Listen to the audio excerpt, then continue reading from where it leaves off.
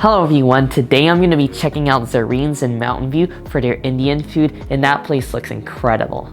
I haven't ever done a restaurant review of an Indian place, and I was searching throughout the area and I found that that place looked really popular. And honestly, to me the menu looks incredible. They have such a huge menu, there's so many different items. I definitely have an idea of what I want to order, and it's going to be one big order, so let's go. I'm getting pretty hungry.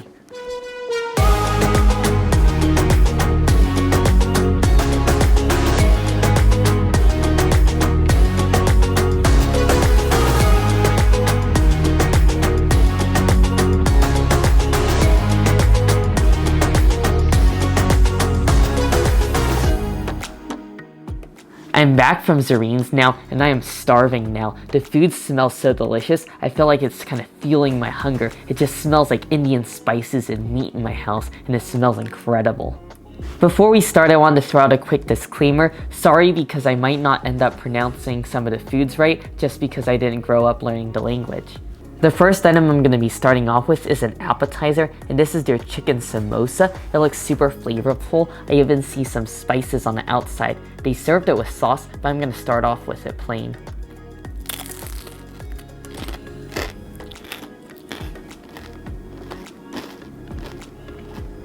Wow, that samosa is shockingly crunchy. I can't believe it because I got it to go and it's been about an hour since I've ordered it and it's still incredibly crunchy. I just love the thickness of the shell. It has a really nice, just satisfying crunch, and the inside is really flavorful. It's a mixture of ground chicken and onions. I also taste a little bit of cumin for fragrance, and there's some sort of other Indian spices that I can't quite make out, but it all goes together so nicely, and it's also not overly spicy. And I know Indian food can get spicy, so I have a feeling the rest of it's going to continue to get hotter and hotter as we go. But it also comes with some of this green sauce. I believe it's some sort of like cilantro sauce and yogurt, so I'm going to give it a nice dip. I think it's just going to elevate this.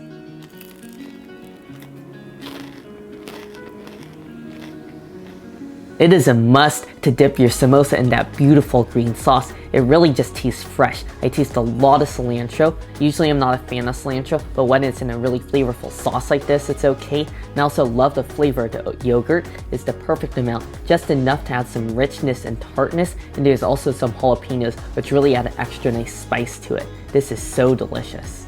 Now for our first entree to try. This is the lamb gosht, and it's a lamb stew with potatoes, and this smells really spicy. Like you can just smell the heat already.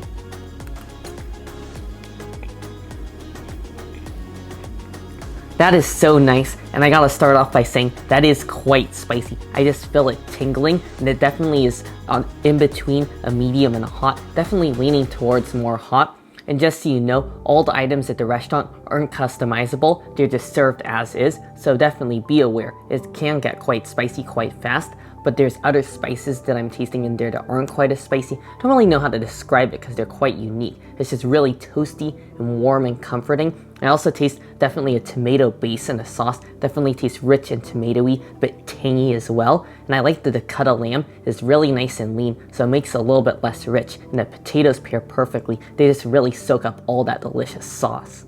Now for their sabri beef nahari, which is their weekend special, so they only have it on Saturdays and Sundays, so I just thought I had to order it, you know? Might as well take advantage of the fact that it's a Saturday today, and it smells super flavorful, and I also like that the top is floating with oil. It's like this orangish sort of oil, so it looks really fragrant and flavorful. There's also some jalapenos on top as well, but I'm gonna avoid those, because I already know this is definitely gonna be spicy enough.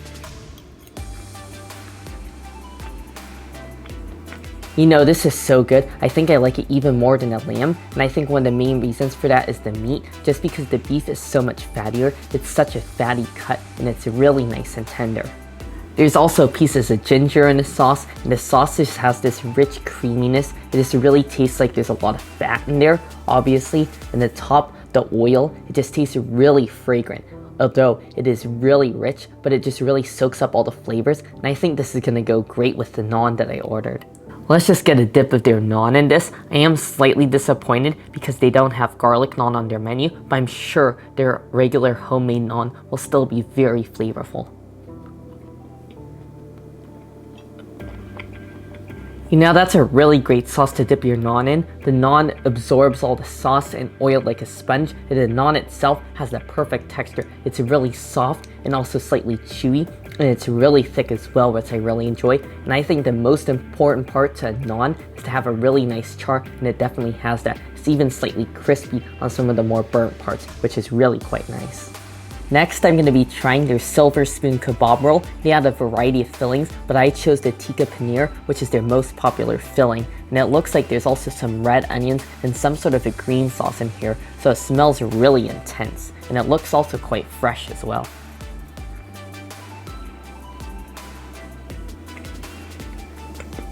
There's a lot of flavors going on all at the same time, but they work really nicely together. The outside is a shirmal, which is basically like an Indian flatbread, and then the red onions add a really nice crunch and some freshness, and the cheese, the paneer, has a very light milky dairy flavor. And there's also two types of sauce. There's the tikka sauce, which has a warm sort of spicy flavor with a whole bunch of different spices, and then that green sauce tastes really similar to the sauce that came with the samosa, although I do taste a little bit more cilantro and it's a little bit more chunky. I definitely see whole pieces of cilantro, and I think that actually adds a really nice fragrance and definitely balances out some of the spice, because it is a bit on the spicy side, a little bit spicier than some of the other items.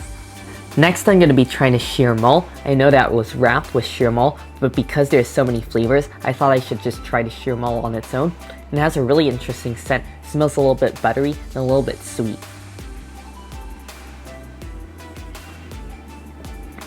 I'm gonna be honest, the shirmal isn't quite for me. I think I definitely should have dipped in something, because on its own it's really quite dry, but it does have a really nice sweetness. However, I definitely think I prefer the naan, which even on its own is a little bit more savory and toasted and burnt, because if you can tell, this thing doesn't really have any char, so I would definitely order the naan over the shirmal. But it's not bad. It'll definitely be a lot tastier if I match it with a really spicy sauce, because I know the sweetness will definitely cut some of the spiciness. Now for the grilled chicken boti sizzler, and this basically looks like their version of a tandoori chicken, and it definitely looks nice and charred, and I can already smell that sort of burnt scent, so I'm looking forward to this. I really love heavily grilled meats. That is so flavorful. I can't believe that it's grilled. It really does have that signature sort of taste that you get from tandoori chicken. It really has that intense sort of burnt, smoky flavor. And they also use pretty much the same spices that I've had on tandoori chicken in the past, except it's a little bit more intense and strong and spicy. There's just definitely more chilies in here, and they also give you some more of this green sauce, the same one that they put with the samosas. So I know that'll add some even more heat, but I just don't think that's necessary for me personally, because it's already plenty spicy enough. I also got a side order of basmati rice. You really can't have Indian food without rice and naan. Definitely, you gotta have both of them.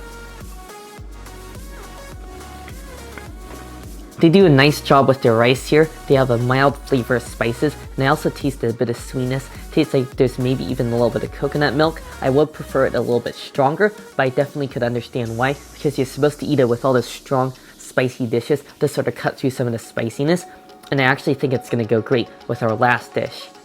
This is our final main dish. This is the chicken tikka masala, and I think it smells the best so far. It smells spicy, sort of tomatoey, sort of similar to that lamb, but a little bit different, and it also smells a lot more buttery. I smell so much butter in here. I feel like it's like borderline a buttered chicken, and buttered chicken is one of my favorite Indian dishes.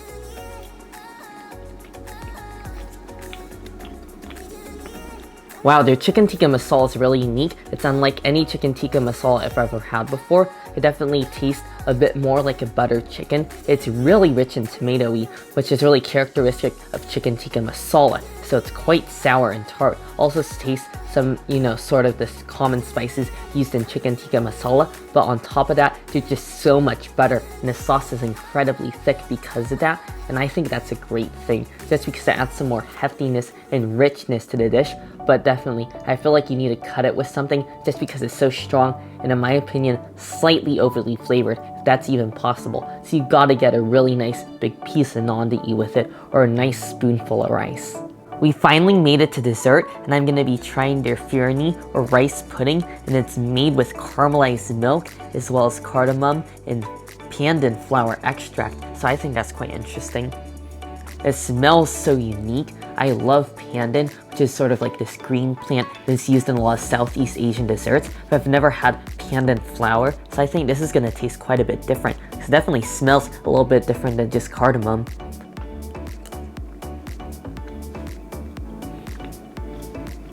This is so nice. I love the flavor and the texture. It's so rich and creamy. You definitely get caramely notes from the milk. I love the little pieces of rice in there. It really adds a nice texture. And the flavor is quite interesting. You also taste the cardamom, which is really fragrant, but then the pandan flower extract, it's kind of unique and hard to describe. It's almost sort of a jasmine-y sort of taste, and it's really sort of fragrant, and it pairs really nicely with the cardamom. I would definitely recommend trying this dessert. It's quite unique. That was an incredible meal I had here from Zareen's. Everything was so tasty. However, the one thing I would skip is the shirmal, just because I love the wrap, because that just included it, and on its own the shirmal was just kind of bland.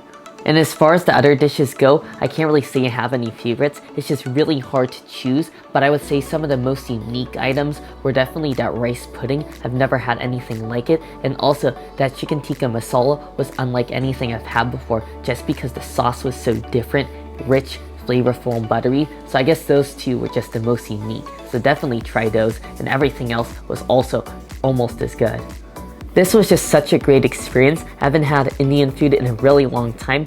Don't ask me why. I really can't tell you because I love it so much. So definitely, if you have any suggestions, leave them in the comments down below for any great Indian restaurants in the Bay Area, because I would be happy to check them out.